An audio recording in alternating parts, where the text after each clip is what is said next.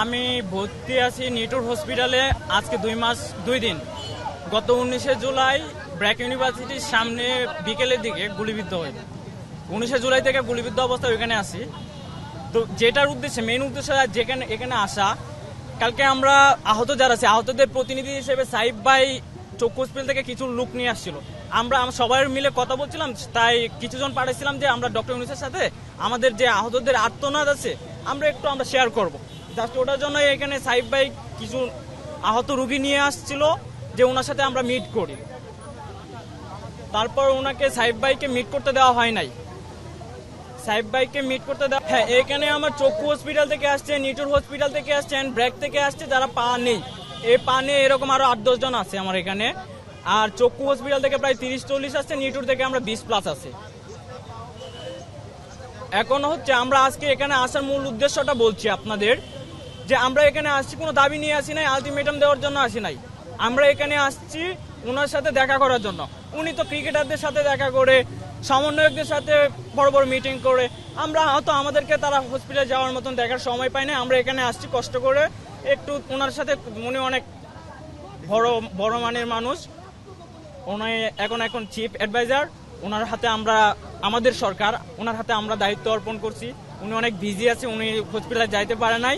আমরা আসছি ওনার সাথে মিট করার জন্য, আর কোনো কিছুর জন্য না। আমরা ওনার সাথে আমরা একটু আমাদের দুঃখের কথাগুলো শেয়ার করবো, জাস্ট এতটুকুই। সুশাসন, সুদৃঢ় আর্থিক ভিত্তি, সুচিন্তা, সবার জন্য সিটি ব্যাংকই ভরসা। এখানে কোনো দাবি দাওয়া নিয়ে আসি নাই। হ্যাঁ, আমার সালমান ভাই বলছে, আর আমার পরিচয় হচ্ছে আমি বাংলাদেশের নাগরিক, আমি একজন যোদ্ধাহত।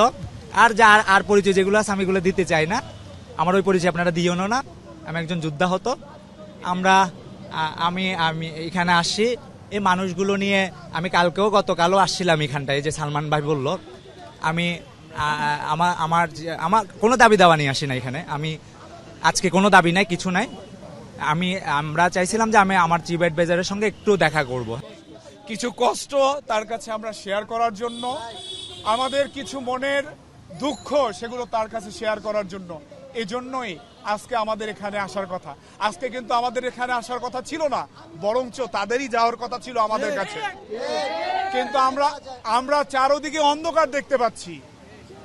আমার চোখ তো চলে গেছে, আমার পরিবার ধ্বংস হয়ে গেছে, আমার সবকিছু ধ্বংস হয়ে গেছে।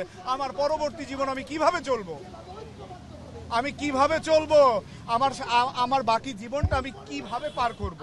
এই চিন্তা করতে করতে মানে আমি হয়ে যাই যে হতাশাগ্রস্ত, যে আমি কি করব, আমার পরবর্তী জীবনটা কি হবে।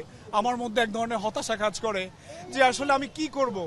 এরপরে তো আমি আমার পরিবারের বিশাল বোঝা হয়ে যাব। তো এই বিষয়টাই জানার জন্য, এই বিষয়টি আমাদের প্রধান উপদেষ্টা ওনাকে জানানোর জন্য আমরা এখানে এসেছি। আমার মতো অসংখ্য ভাইয়েরা এসেছে, বিভিন্ন জায়গায় ছোট ছোট বাচ্চারা এসেছে, তাকারও যায় না। আমাদের বোনরা এসেছে, আমাদের বিভিন্ন জায়গা থেকে আহত ভাইয়েরা এসেছে। তো এটাই আমাদের এই মুহূর্তে প্রধান।